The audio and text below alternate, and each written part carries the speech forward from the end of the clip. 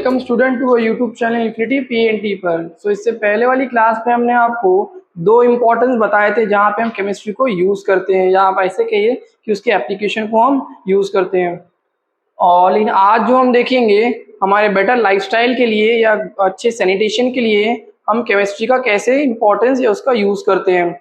Start करते हैं सबसे पहले कि it has provided life saving drugs. तो ये जो जितने भी आपके इम्पोर्टेंट लाइक 6 लिखे हैं, ये सारे के सारे हमारे ह्यूमंस लाइफ को बेटर और हाइजीनिक बनाने के लिए किया गया है। मीन्स इसमें जो भी प्रोडक्ट जो कि केमिस्ट्रियल या सिंथेसाइज किया गया ह्यूमन द्वारा, ये हमारे सिर्फ लाइफ को बेटर बनाने के लिए, ये उसके सैनिटेशन को अच्छा करने के लिए ही यूज़ किया है। ठीक, तो स्टार्ट करते हैं सबसे पहले कि it has provided life saving drugs. हाँ, तो सबसे पहला कि हमें रेमेडियल्स या मेडिसिन प्रोवाइड किए हैं काफ़ी चीज़ें, या इनसे बहुत से ऐसे डिजीज़ हैं जो पहले कभी इनक्यूरेबल हुआ करती थी, जिसका कोई इलाज नहीं हुआ था, इलाज नहीं हुआ करता था, लेकिन आज जो है वो सब क्यूरेबल है।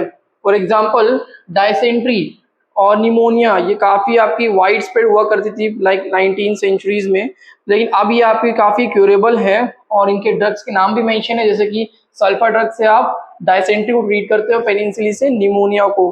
ठीक है, उसी तरीके से आपका जो कैंसर थेरेपी है, मोस्टली 3rd स्टेज में अगर कैंसर आ जाता है तो वो आपका इलाज नहीं लाइलाज हो जाता है, मीन्स का कोई भी अब रेमेडीज नहीं है। लेकिन फिर भी अगर 1st या 2nd स्टेज में है तो उसके मेडिसिन को या उसके डिजीज़ को ट्रीट करने के लिए जो मेडिसिन हम इस्तेमाल करते हैं वो आपका सिस्प्लैटिन एंड टेक्सोल, या आपके एनसीईआरटी में भी मेंशन है। तो कुछ चीज़ें आप याद या मेमोराइज कर लीजिएगा, क्योंकि ये दो चीज़ आपकी बुक में नहीं है, फिर भी आप इसे हमने लिखा दिया कि बाकी, क्योंकि ये इंपॉर्टेंस होल्ड करता है बाकी डिजीज में से, इसलिए लिखा दिया।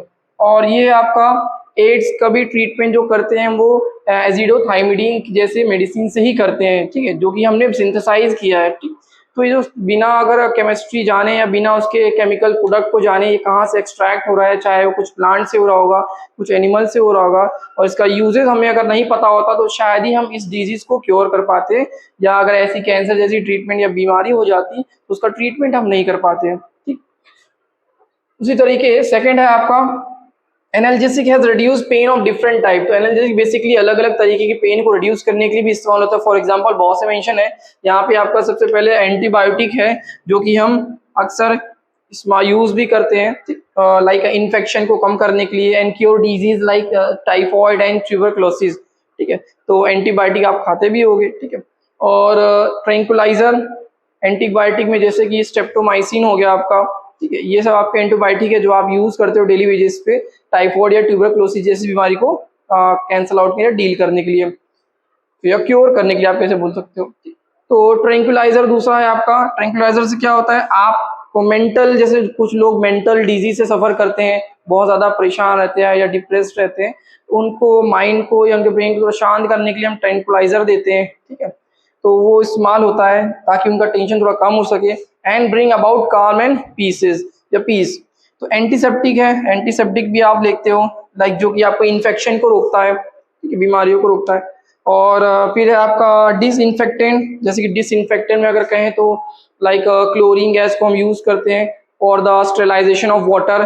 देखा होगा आपने, लोग बड़े बड़े जो शहर में रहते हैं उनकी जो टंकीज रहती है सिटी साइड, जो नगर म्यूनसिपालिटीज द्वारा जो आती है रहती है, सरकारी नल जिसे बोलते हैं, तो वो आपका वहाँ पे क्लोरीन गैस का इस्तेमाल होता है ताकि जो वाटर में जर्म्स होते हैं उसे किल कर सके। मीन से डिसइंफेक्टेंट की तरह काम कर रहा है, जो भी इसमें माइक्रो ऑर्गेनिज्म है उसे किल कर सके। और बहुत ज़्यादा कंसंट्रेशन नहीं होता, कुछ लाइक 0.2 ppm पार्ट पर मिलियन से लेकर 0.4 होता है कुछ। ठीक है, हाईली कंसंट्रेट लेंगे तो हमारे हेल्थ के लिए भी अच्छा नहीं है। वैसे तो सभी स्लो पॉइजन की तरह काम करते हैं, ठीक है, लेकिन फिर भी कुछ समय के लिए आपको कुछ हद तक आराम मिल जाएगा। और दूसरा है देखिए, तो ये थे आपके क्या पे एनाल्जेसिक, जैसे एंटीबायोटिक हो गया, ट्रैंक्विलाइजर हो गया, अब डिसइंफेक्टेंट हो गया, तो अलग अलग पर्पज के अलग अलग है। और तीसरा है आपका था डिस्कवरी ऑफ एनेस्थेटिक। हाँ, एनेस्थेशिया में जब डिस्कवरी नहीं हुई थी तो पहले जो सर्जिकल ऑपरेशन हुआ करते तो बहुत क्रिटिकल हुआ करते थे, और जब अगर होगा भी किसी का सर्जिकल ऑपरेशन तो उसके बचने के चांसेस एकदम ना के बराबर या 0 के बराबर। ठीक है, मीन्स आप जिंदा हो और आपको कट बॉडी को कट करके ट्रीटमेंट भी किया जाएगा तो कैसा फील होगा। ठीक है, तो इसलिए वहाँ पे एनेस्थेशिया का जब डिस्कवरी हुआ तो बहुत से सर्जिकल ऑपरेशन सक्सेसफुल तरीके से होने लग गए हैं। अब तो बिना एनेस्थेशिया की बिना ऑपरेशन यूज़ किए ऑपरेशन होता भी नहीं है। ठीक है, तो उसी तरीके से काफ़ी इंपॉर्टेंट रोल रहा है इस एनेस्थेशिया का।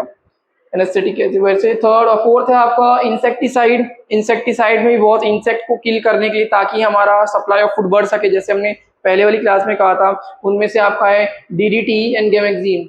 DDT का अगर देखोगे तो उसका फुल फॉर्म है डाइक्लोरो डाइफिनाइल एंड ट्राइक्लोरोइथेन, जैसे कि आप स्क्रीन पे देख सकते हैं। ठीक है, तो ये है इसका स्ट्रक्चर फॉर्मूला, जहाँ पे आप 3 क्लोरीन देख सकते हो, इथेन भी देख सकते हो, 2 कार्बन एटम आपका कुछ इस तरीके से होगा।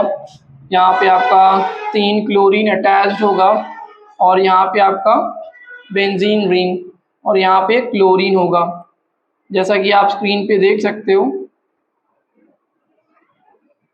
ठीक, तो स्ट्रक्चर याद करने की जरूरत नहीं है, बस एक ऐसा ही है, बस आप नाम याद करिए। नाम वैसे तो स्ट्रक्चर लेना तो कुछ नहीं है। ठीक है, तो लेकिन फुल फॉर्म आप याद रखिए। फुल फॉर्म क्या होता है? Dichloro diphenyl and trichloroethane. ठीक, और होता है फिर गैमेक्सिन। अब गैमेक्सिन भी आपका एक तरीके का क्या है? इंसेक्टिसाइड है, इंसेक्ट को किल करने के लिए होता है। ठीक है, बिना अगर नहीं किल करोगे तो क्रॉप में क्या हो जाएगा? डिजीज लग जाएंगी, और वो हमारा जो फूड का प्रोडक्शन है वो कम हो जाएगा, आउटपुट कम हो जाएगा, जिसको सेव करने के लिए हम केमिकल्स का इस्तेमाल करते हैं। ठीक, और गैमेक्सिन का तो कुछ ज़्यादा ही इस्तेमाल करते हैं।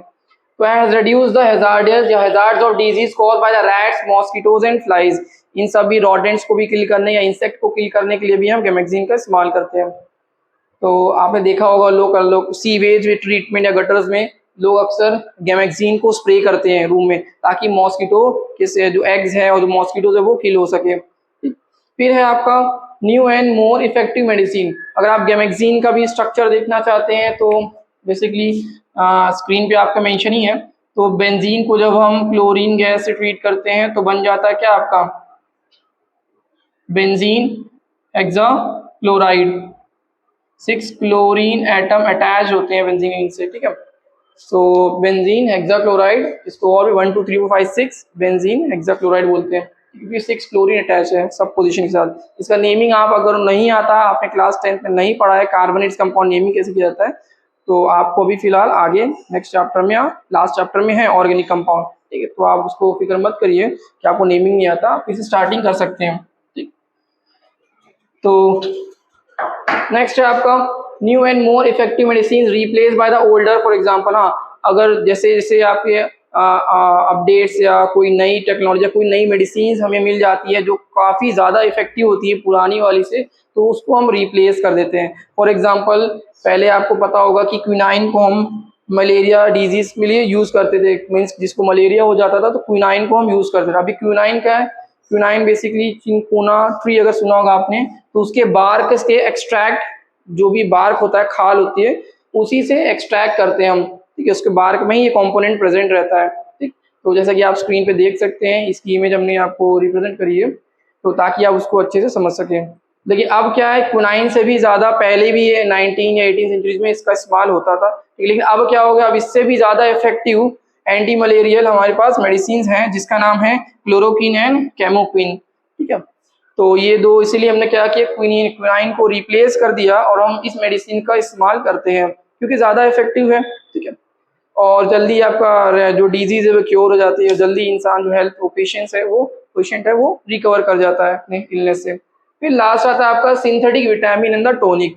हाँ, बहुत से विटामिन भी देखा होगा आपने, कुछ पर्सन जो होते हैं विटामिन बी की कमी से सफ़र करते हैं, स्क्रैम्प या बॉडी पेन आता है, आयरन की कमी होती है, ठीक है, या मिनरल्स की कमी होती है, तो वो टेबलेट के फॉर्म में हम उसको प्रोवाइड करते हैं, मीन्स ये सिंथेटिक तरीके से।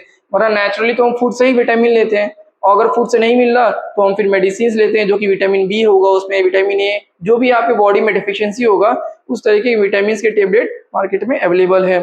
ठीक है, तो ये बेसिकली हमने बनाया है। ठीक है, इसको एक्सट्रैक्ट करके मेडिसिन या टेबलेट्स में पुट करके ह्यूमंस को प्रोवाइड किया, ताकि उनकी बॉडी में जो भी विटामिन की कमी है वो फुलफिल हो सके। ठीक है, और टॉनिक भी, ये सब चीज़ें क्या आपका सब हमने केमिस्ट्री के इम्पोर्टेंस या उसके रोल, ये सारी चीज़ें यूज़ करके ही ये प्रोडक्ट सारे बनाए हैं, जो हमारे ह्यूमंस की हेल्थ को काफ़ी बेटर कर सकता है, अच्छा कर सकता है, और उसके सैनिटेशन और हेल्थ के बारे में इम्प्रूवमेंट ला सकता है। ठीक है, तो इसलिए हम यूज़ करते हैं, और और भी कोई अगर मेडिसिन आती हैं जो प्रीवियस वाली मेडिसिन से रिप्लेस हो सकती हैं, ज़्यादा इफेक्टिव है, तो हम उसको रिप्लेस कर देते हैं। ठीक है, फिलहाल तो अभी जैसे कि यहाँ पे एड्स लिखा हुआ है, एड्स का मेडिसिन, ये मेडिसिन नहीं है, लेकिन क्योर करने के पर्पज से इस केमिकल को हम यूज़ करते हैं। ठीक है। लेकिन ये इतना इफेक्टिव नहीं कि एड्स जैसी बीमारी को भी ट्रीट कर सके, ठीक है। लेकिन क्योर करने के लिए या स्मॉल एक मान लो किसी पेशेंट को एड्स हो भी गया है तो उसको ट्रीटमेंट के तौर पर हम AZT को देते हैं, ठीक है। 2 मेडिसिन या इसका नाम याद रखिएगा आप, ठीक है। एक तो कैंसर थेरेपी में हम पेंसिस्प्लेटिन टैक्सोल यूज करते हैं और एड्स में एजिडोथाइमिडीन को यूज करते हैं, ठीक है। तो ये था आपका क्या कि contribution to better health and sanitation. Mainly ये ह्यूमंस के लिए है कि ह्यूमंस की लाइफस्टाइल को अच्छा बनाने के लिए हमने केमिस्ट्री के इम्पोर्टेंस को काफ़ी यूज़ किया है, उसके आउटकम्स को यूज़ किया है ताकि हेल्थ अच्छी हो सके ह्यूमंस की। तो नेक्स्ट हम देखेंगे कुछ ट्रांसपोर्टेशन में कैसे इम्प्रूवमेंट लाया हमने, और भी जो है लाइक वॉर सिस्टम में कैसे एनहेंस किया हमने अपने आप को by the use of chemistry, ठीक है। तो देखिए नेक्स्ट, तो नेक्स्ट इम्पोर्टेंस है केमिस्ट्री का हमारे लाइफ को एनहेंस बनाने, थोड़ा कंफर्टेबल बनाने में यूज़ होता है।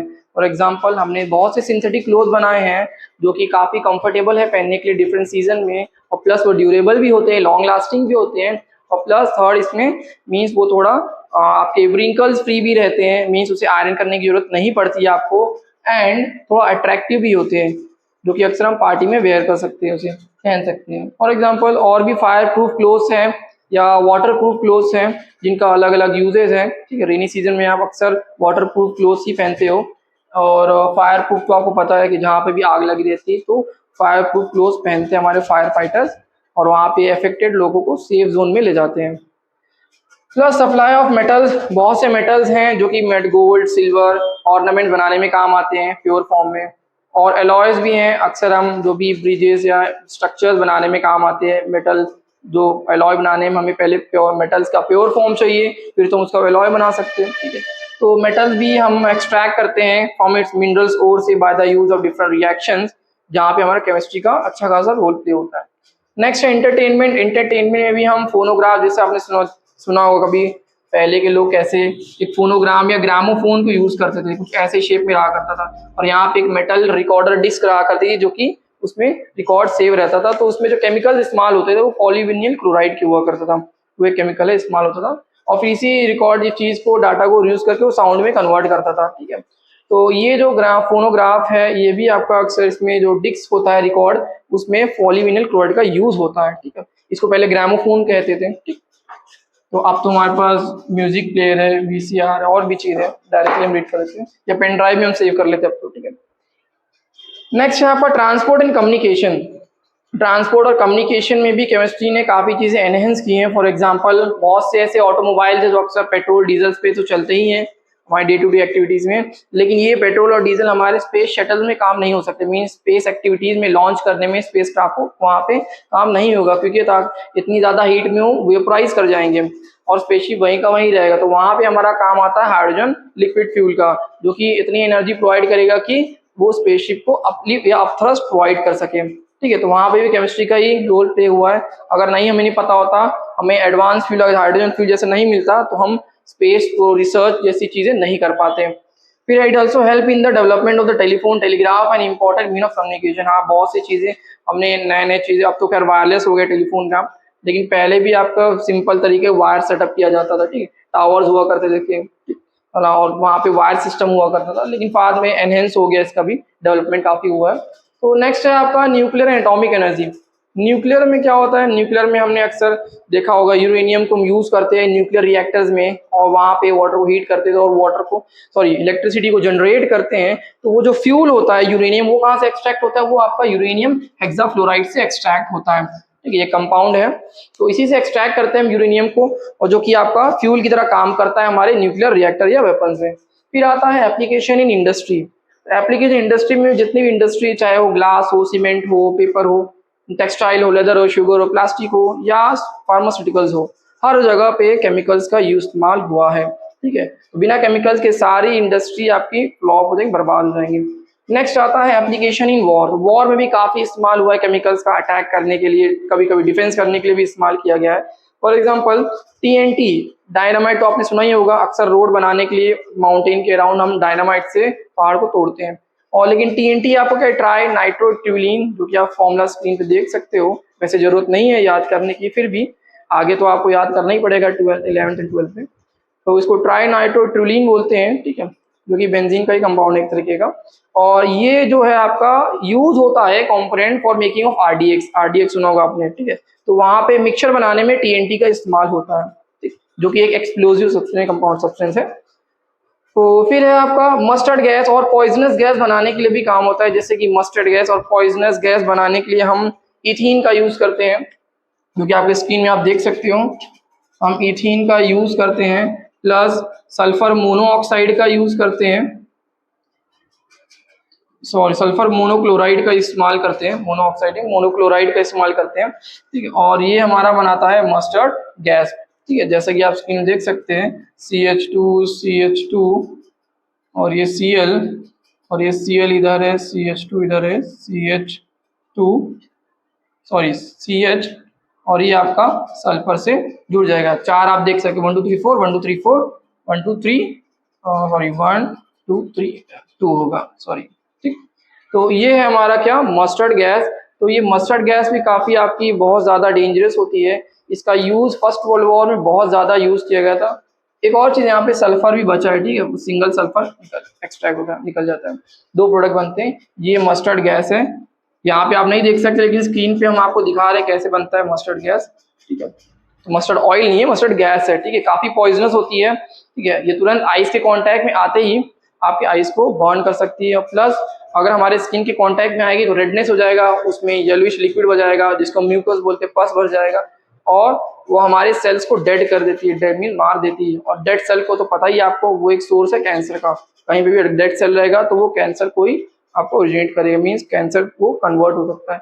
तो मीन्स अगर आप बच भी जाते हो, आप सारे बॉडी से क्या है मस्टर्ड गैस को रिमूव भी कर दोगे, तब भी डेड सेल तो आपकी बॉडी के अंदर ही है, तो पक्का आपको मरना ही मरना है कैंसर से, ठीक है। तो इसीलिए काफ़ी डेंजरस होकर, तो इसका इस्तेमाल ही बहुत हुआ है फर्स्ट वर्ल्ड वॉर में। जापान ने चाइना के ऊपर इस्तेमाल किया है, यहाँ तक कि सद्दाम हुसैन ने भी इसे इस्तेमाल किया, ईरान एंड इराक में लड़ाई में, ठीक है, बहुत ज़्यादा यूज़ हुआ है।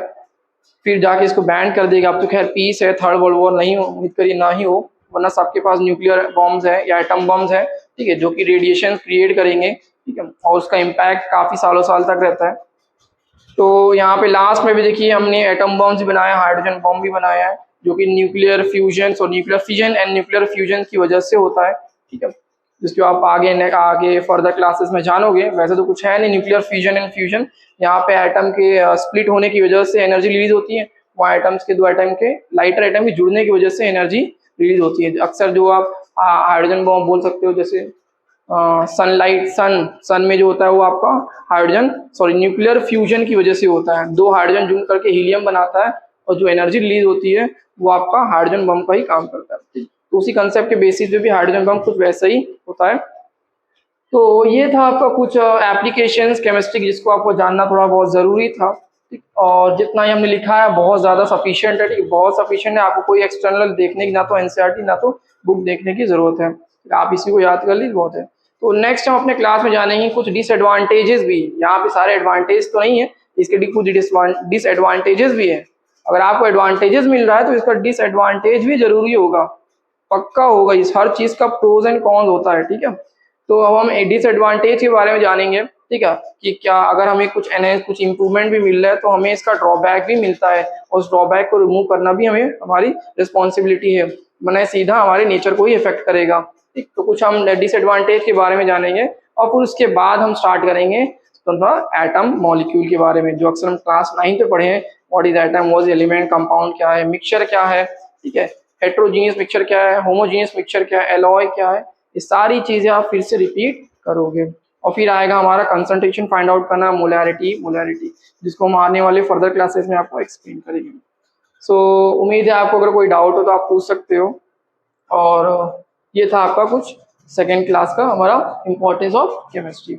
So these all for the today's class. Thank you.